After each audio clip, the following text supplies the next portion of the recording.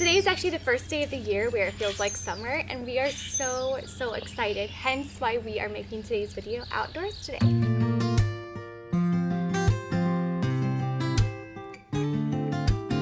Have cheese sticks, some grapes and strawberries, cucumbers, carrots, and raspberries for lunch. Does that look yummy? Yeah, do you want a cheese stick, Maddie? Yeah. Good job. Does that look yummy? Hey Mama, look! There's a mom and daddy hanging up in the tree. Hi guys, and welcome back to my channel for another video. I hope you guys are doing great. We are outside today, not that you couldn't already tell, but I am so excited to be filming outdoors again. Last year I actually filmed quite a few videos outside and it was so much fun just to be outside with the kiddos and kind of enjoying the nature sounds and everything like that all while filming. So kind of multitasking today. And then we'll probably end up doing our school outside later today as well, just for something different and fun. And yeah, we are so excited that it is finally feeling closer to summer. As you can tell from the title, today's video is actually going to be more of like a reflection for me. This is a video that I kind of put together at the last minute, honestly like 20 minutes ago. So I hope that it is not all over the place for you. But if it is, I do apologize. But I wanted to make this video just to kind of reflect on the past school year, kind of update you on how it went, what worked for us, what maybe not worked for us, and things like that.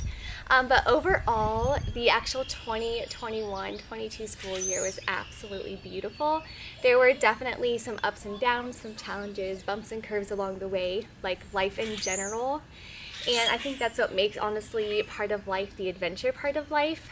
Because if it was like this all the time, I feel like we wouldn't look at it as much of an adventure as life really is. So even though that there were some challenging moments in our homeschool journey this past year, it was all at the end, reflecting back, it was a beautiful time. Would you like some cheese? Yeah. You want some cheese? So as you saw at the beginning of the video, we were eating like a little bit of a light lunch outside, and she's always the last one eating because she's always eating. So she always comes back for the second, third, and fourth helping, sometimes fifth. Yeah. The beginning of the school year, which was last fall, it was beautiful. I always enjoy starting the school year fresh. And I always enjoy starting it with a new perspective, new goals in mind, and everything like that. And I'll kind of share with you new thoughts and new goals for the upcoming school year. But right now I'm kind of reflecting back to what my goals and thoughts were at the beginning of this past school year. Soon to be past school year. Anyway, I was really excited to start the year off with, we had a new curriculum. We started the Master Books math program. I was excited to start the Good and the Beautiful program with my kiddos. I had the Good and the Beautiful preschool and the Good and the Beautiful language arts kindergarten for both of my school age kiddos. And again, the year started out great. It was beautiful. We still, at the beginning of the year, did a lot of outdoor time, especially in the fall and everything like that.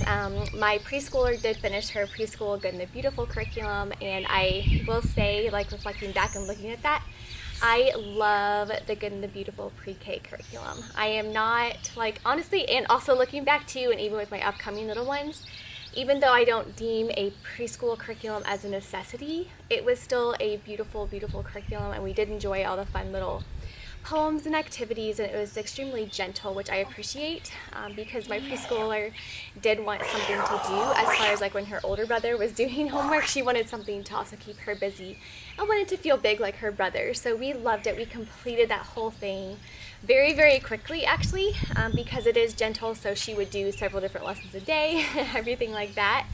So that was really fun. We love that curriculum. Highly recommend that for preschool if you want a workbook type thing for your preschooler.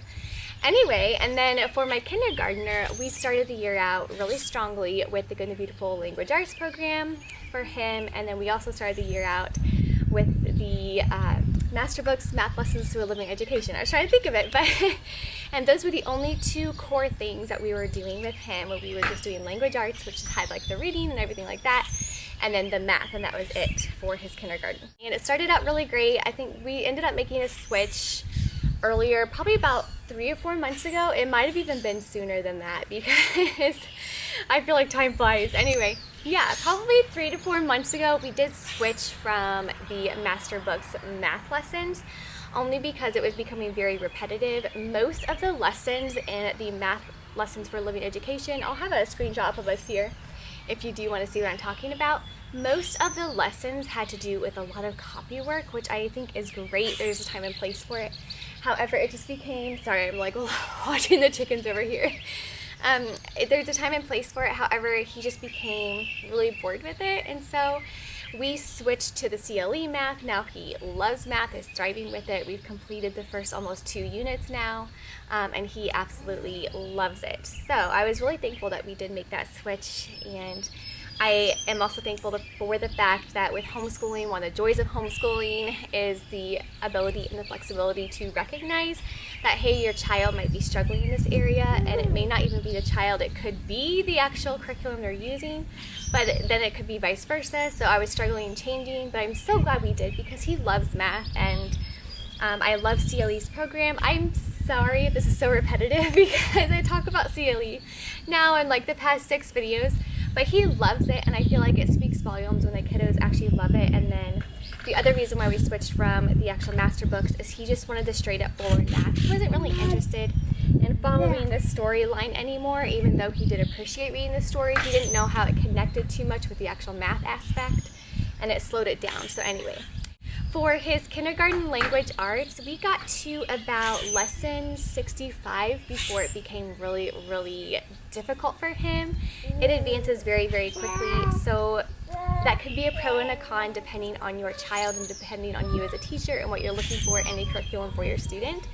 For us, I found it as a little bit more of a con because it advanced so quickly, that in order for him to actually grasp a concept, I would have to almost create my own little side lesson or lesson plan. But the whole purpose for me in even buying a curriculum is so I don't have to necessarily create my own lesson plan. So I didn't want to have to create my own worksheets and writing sheets and everything like that when I already bought this curriculum that is supposed to do that or provide that for me, for having the convenience of it. So that was a little bit of a con of having to actually find books and more words so he could practice and build on each lesson. So once we got to about lesson 60, 65, we did end up like studying the book. We pulled out our readers and really just worked on getting our reading fluent and more, I don't know, I guess more speedy, I guess. And then that's when we also started incorporating the Victory Drill book, which I talked about a lot here on my channel, because that program really does focus on the actual speed of reading, like actually processing words quickly versus just actually learning a new letter sound and things like that. So we ended up incorporating a little bit of Victory Drill book, and then I also shared that we also have been incorporating the Abeka first grade readers because they're honestly on the same level as the kindergarten language arts. So we made that switch. So I think overall the kindergarten language arts from The Good and the Beautiful is 50-50. It didn't not work, but it also did work to some extent. We're still not quite finished with it yet, and as a disclaimer, I know this is like the end of the school year recap for me. However, we still do probably have a solid month left in our homeschool year, because at the beginning of the year, I was going through some really, really intense morning sickness, so we honestly took, I don't know, 2 to 3 months completely off. We were doing bare minimum. We would still kind of do like the readers and things like that, but I could not sit up at the table long enough to actually do the lessons. Hi. So we did take, oh, you got some grass? Thank you. It's beautiful. Thank you. Oh, okay. Oh. I'm giving mommy some love. Anyway, so we ended up taking a step back, and I shared in a previous video that we kind of incorporated a lot of, as much as I don't like to admit it sometimes, because sometimes it can be a pro or con in homeschooling world, but we did watch a lot of YouTube videos, like educational YouTube videos, took a step back from actual workbooks, and honestly that's just how we learned for a few months, and that was really fun. And again, this video is all about reflecting back on the year, and that was something that, looking back, was such a beautiful time. It really was. Even though I was really miserable, it was such a beautiful season of life because even though it was challenging, it was so fun to like huddle up on the couch together, learn new things together. This was like in the winter season when it was too cold to really go outside and play and relax. It was just fun to live a very slow life during those longer days, and still like being able to get the necessities done. But those necessities for me was making sure my kids had good meals, so cooking all the time, I feel like. So cooking, and then honestly keeping up with the laundry and the basic like household stuff. But it wasn't anything like extra beyond that. And all the actual learning, it was like done on the couch, under the blanket, cuddling with mommy. So looking back on those few months is actually really, really beautiful, and that was a really, really treasured time for me. Because it did force me to slow down and really, yeah, honestly, just slow down and rest, which sometimes I feel like we as mamas need a reminder that that's okay to do. So that season of life really brought me back to that more of a restful season, if that makes sense. Anyway, yeah, that's how the school year kind of started for us, and then we transitioned from completely stopping everything to get through that busy season. When we started back full time, that is actually that time period I was talking about a few months ago, of when we actually started doing like the CLE math. We made the curriculum changes. That's when my daughter finished her preschool, getting the beautiful curriculum, so we put her into CLE kindergarten. We went ahead and just jumped right to kindergarten since she was ready for something else and wanted busy work, and she loves workbooks, which is funny because every child is so different when it comes to doing actual workbook things. But she loves the CLE kindergarten stuff and is really thriving. We're finishing that up at the end of the year. And I mentioned in my last video that this summer will kind of be that middle transition of getting her ready for the learning to read process. She is not quite ready for that first grade level, so this summer will just be honestly transitory for her. So it's going to be building on the skills that she already knows, and then in the fall we'll be practicing learning to read, and then maybe dabbling in some like first grade concepts, but I know she's not quite there yet, so we're not going to rush that. And this summer, just enjoy taking it easy. Anyway, that was like the end of the year recap. So as far as what we're going to be doing this summer for homeschool, again, we still have a month of actual schoolwork left to do. We actually typically, last year, I know we did like a year-round homeschooling where it was a lighter schedule in the summer, but we still were working on those formal curriculum textbook type things. I say textbooks, you know, kindergarten level books. However, we are this summer going to be doing something a little bit differently. We're really not going to be dabbling into our formal curriculum because, as I said, we have another month. We probably won't finish our current curriculum until middle of June, and then we'll pick it back up again and start our new curriculum probably in August, I'm assuming, probably middle to late August, depending, after welcoming the new baby and how everyone is feeling, and then starting later. So this summer, and I'll probably share in more detail what we'll be actually doing and all the other little things that we're going to add in. But this summer, we did go ahead and decide to purchase a full-on unit study. We ended up getting the insects unit study from Gather Round. So we are going to be doing that, and I am so excited. One of my favorite things about unit studies, specifically the Gather Round ones, and I've only done the week-long bird unit study, the North American birds. It is a free trial, so to speak. But one of my favorite things about unit studies in general is honestly just I love the concept of the mama learning alongside their children. And it's not just the mama teaching the basic math, writing, and arithmetic. This is actually something that the mommy can learn along with the kiddos, and I love that because it is something that they are genuinely excited about and passionate about. They love going outside, as I mentioned before, looking for little critters all the time.